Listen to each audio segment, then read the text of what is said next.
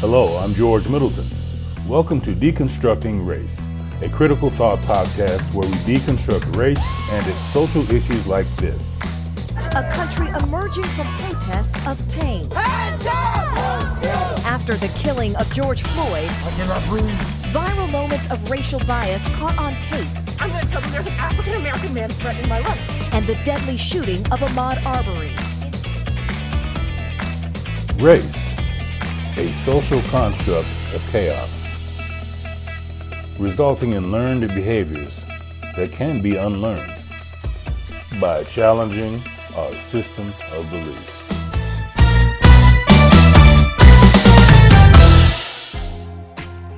Let's begin. Welcome to part 2 of Black People Can't Be Racist. Is that true? In part 1, I submitted for your consideration the following premise. Black people can be racist as long as it supports the ideology of white supremacy. In other words, maintaining the racial hierarchy between white and non-white, with black always at the bottom. I then provided 2 behaviors specific to the racially demographic black community that supports this premise. 1, colorism, and 2, economic flight. In part 2, we're going to explore the impact of colorism on the second behavioral component in my premise, that I call economic flight. Let's begin with the study on skin color and wages by Vanderbilt University.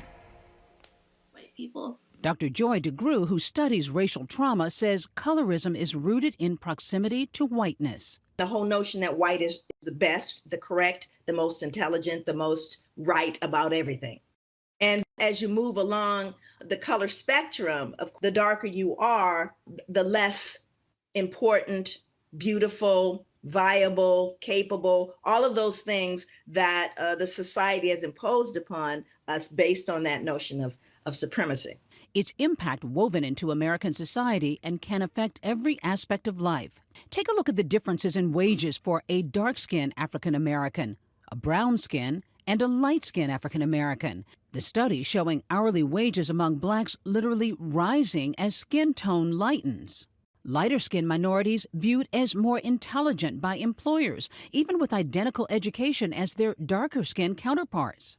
Experts say these examples of colorism have long-lasting effects of both mental and physical trauma. The anti-blackness started with this whole idea that the darker you are, the less human you are. And so everyone's distancing themselves from that. I think multi-generational trauma.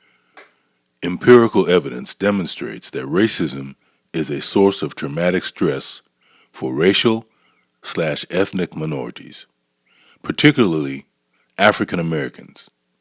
Like race and racism, skin tone and experiences of colorism, an often overlooked form of discrimination that privileges lighter-skinned over darker-skinned individuals, although not uniformly, may also result in traumatic stress.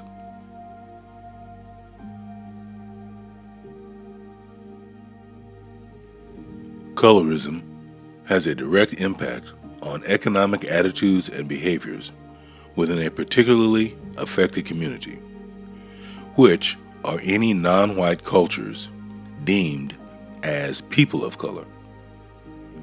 In a research project titled From Dark to Light, Skin Color and Wages Among African Americans, the researchers developed and tested a theory referred to as a preference for whiteness, which predicts that the interracial white-black and intraracial wage gap widens as the skin shade of the black worker darkens. Using data drawn from the multi-city study of urban inequality and the National Survey of Black Americans, they reported evidence largely consistent with the theory.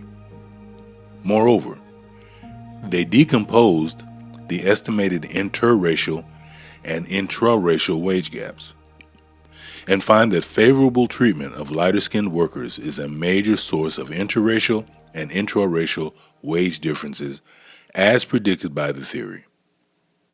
It's the year 2020 and I still don't support black-owned businesses.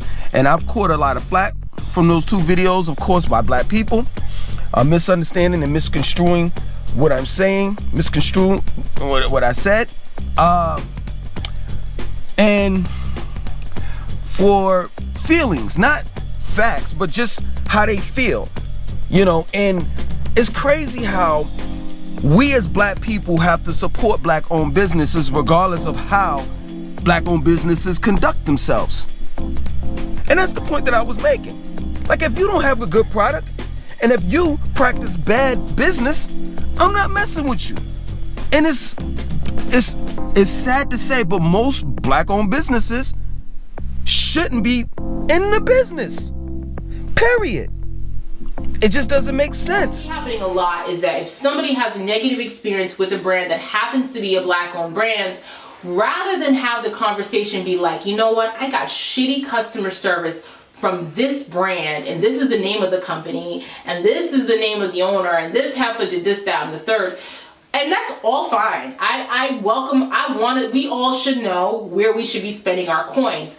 But it's bothersome, and I didn't recognize, it took somebody else saying it to me recently in my group, and she was like, because somebody had purchased something from a black-owned business and was like, the conversation began with, I try to support black-owned business, and it was a fine it didn't trigger anything in me to hear it, because it's pervasive in our community. We are the worst. We continually, and I have done it, so I'm not shading anybody because I'm just as guilty as anybody else. But we are the worst, and we are the first to say things like, this black-owned business, I try to support black-owned businesses, but the customer service is what, my shipping didn't get here, I got some attitude from this one.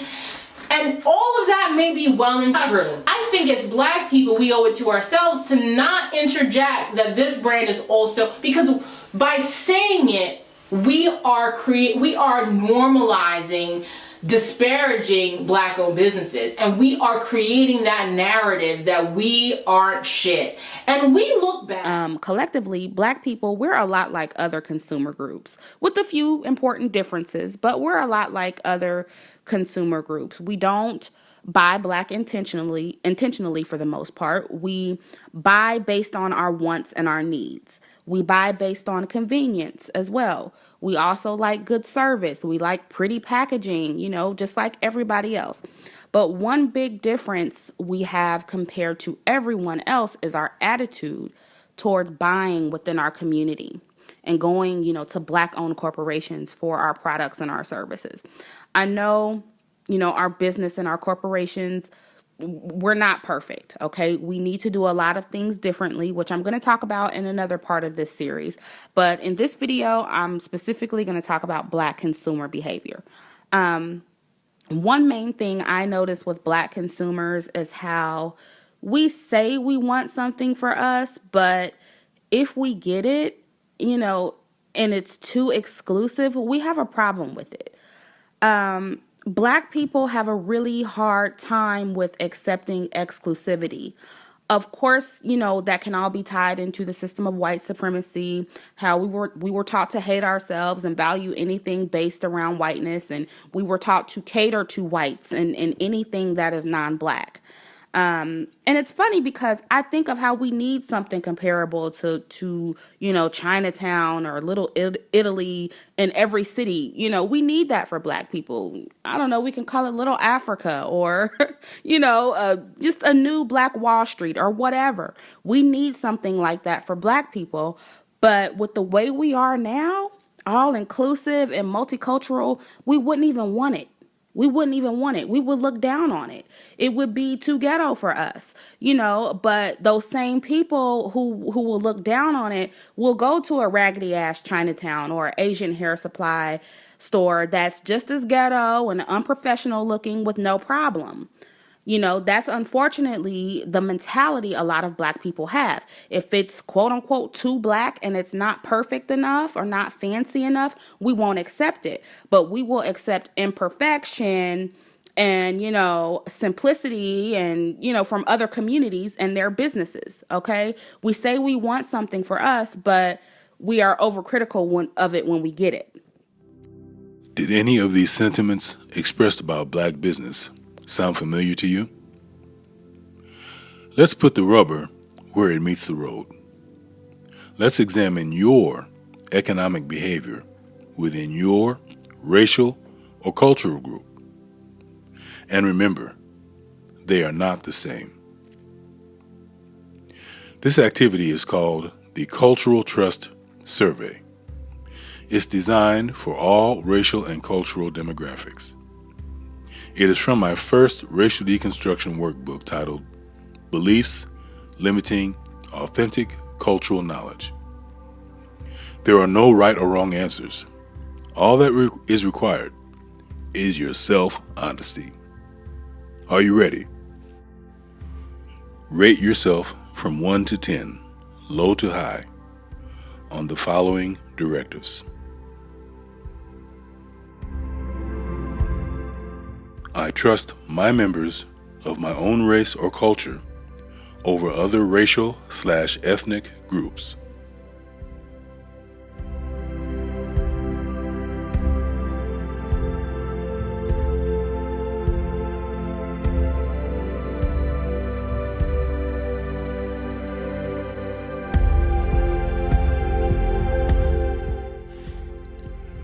I prefer to spend the majority of my income supporting my own cultural business institutions, i.e. food, entertainment, clothing, or services, over other racial/cultural groups' services and products.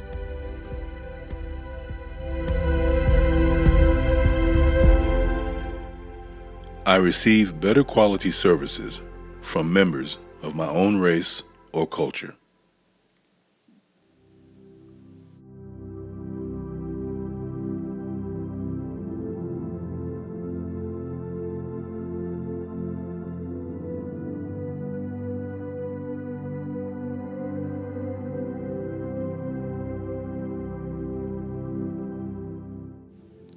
I currently take financial management and investment direction from a member or members of my own race or culture.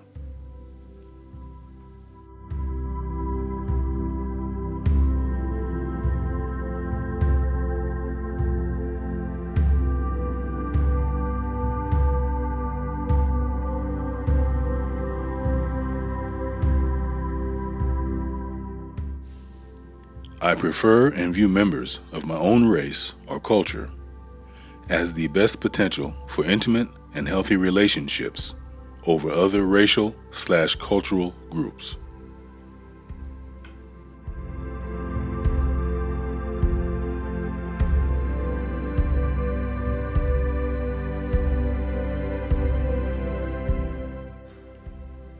I receive all of my academic/educational instruction from my own racial or cultural institutions.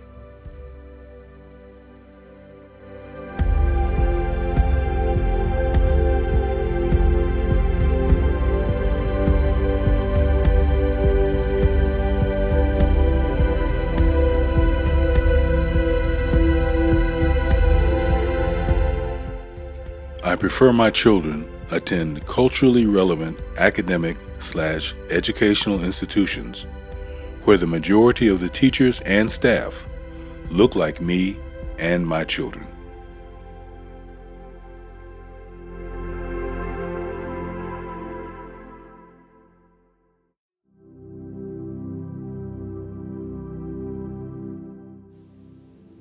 I am as knowledgeable about other racial/cultural groups' contributions to my country's growth as I am my own.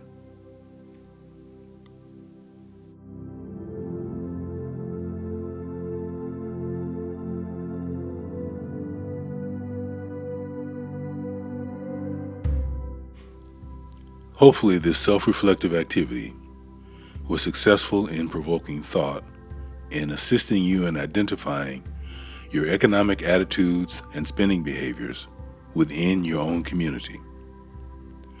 While you are considering this, note the following spending statistics per community. Today, a dollar spends 28 days circulating in the Asian community, 19 days in the Jewish community, 17 days in predominantly white Anglo-Saxon Protestant communities, and 7 days in Hispanic communities. A dollar circulates for only 6 hours in the black community. In other words, when a black person earns a dollar, it is typically not spent with a black-owned business. 99% of the $1.3 trillion buying power is spent outside of the black community. Blacks spend less money in black-owned businesses than other racial and ethnic groups spend in businesses owned by members of their groups.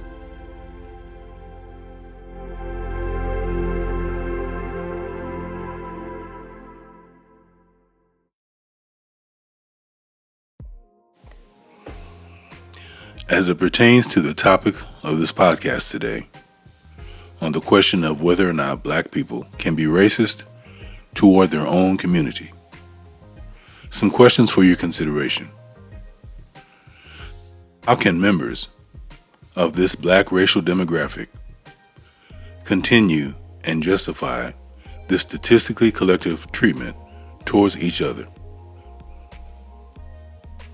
In view of these two self-limiting behaviors alone, is not the black racial demographic community maintaining their own last place position in the racial hierarchy created by the European?